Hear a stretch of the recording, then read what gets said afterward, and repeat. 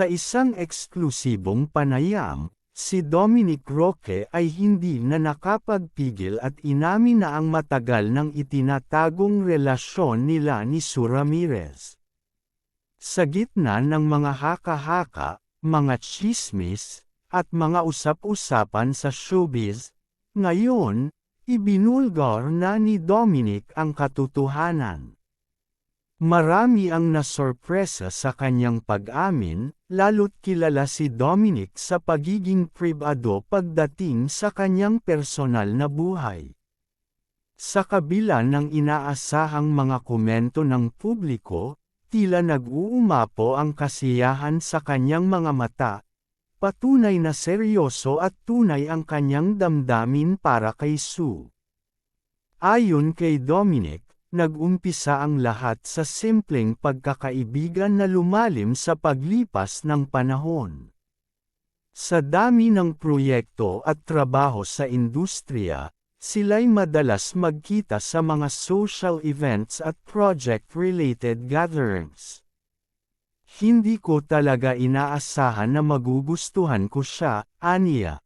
Pero sa bawat pagkakataong magkasama kami, parang may isang bahagi ng puso ko na natutunan siyang mahalin. Ibinahagi rin niya na kahit na sa unay nagdalawang isip siya dahil sa takot na masaktan at sa pressure ng media, hindi niya napigilan ang sariling mahulog kay Sue. Sa panayam, muling binalikan ni Dominic ang ilang hindi malilimutang alaala nila ni Sue. Isa sa mga pinakaimportanteng sandali para sa kanilang relasyon ay nang magkasama silang magbakasyon sa isang beach destination sa labas ng bansa.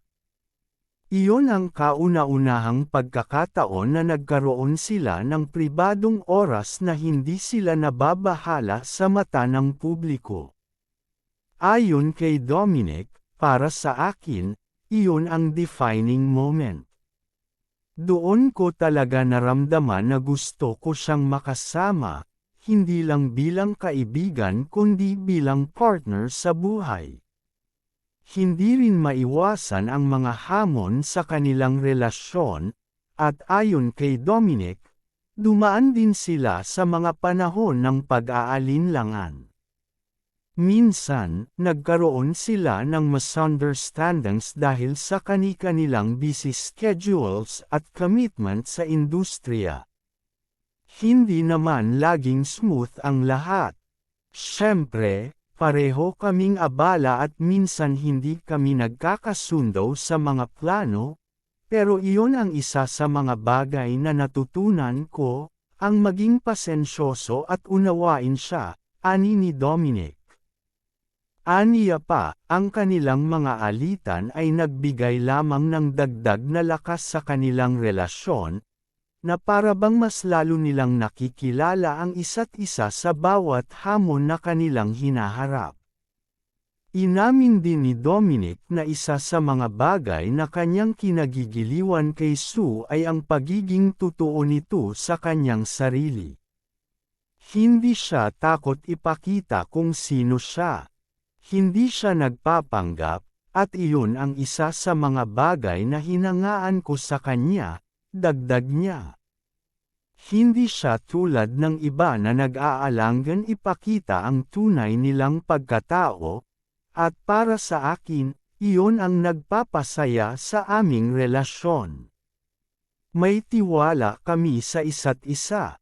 Pagdating naman sa tanong tungkol sa kasal, mayroong kilig sa mga mata ni Dominic. Ngunit sinabi niyang hindi pa nila ito pinaplano sa ngayon. Bagamat maraming fans ang umaasang sila na nga ang magtatapos sa simbahan, nais muna nilang palakasin ang kanilang relasyon at mas lalo pang kilalanin ang isa't isa bago sila umabot sa ganitong desisyon. Alam ko sa puso ko na si Sue ang gusto kong makasama, pero gusto ko rin naman na maging handa kami pareho. Hindi naman kami nagmamadali, at para sa akin, ang mahalaga ay ang bawat araw na magkasama kami, sabi ni Dominic na tila puno ng kasiyahan at pagkakontento. Maraming netizens ang nagbigay ng kanilang suporta sa relasyon ng dalawa, at karamihan sa mga tagahanga nila ay nagsabi na matagal na nilang pinaghihinalaang may espesyal na namamagitan kina Dominic at Sue. Ang mga komentong puno ng pagmamahal at suporta ay nagkalat sa social media, at marami ang nagsabing, finally, na ang mga fans dahil sa matagal na nilang hinihintay ang pag-amin na ito. Sa pagtatapos ng panayam, ipinahayag ni Dominic ang kanyang taos-pusong pasasalamat sa mga tagahanga na patuloy na sumusuporta sa kanila ni Sue. Aniya, sa lahat ng mga fans, maraming salamat sa pagmamahal at suporta. Napakahalaga nito para sa amin. Sana patuloy niyo kaming samahan.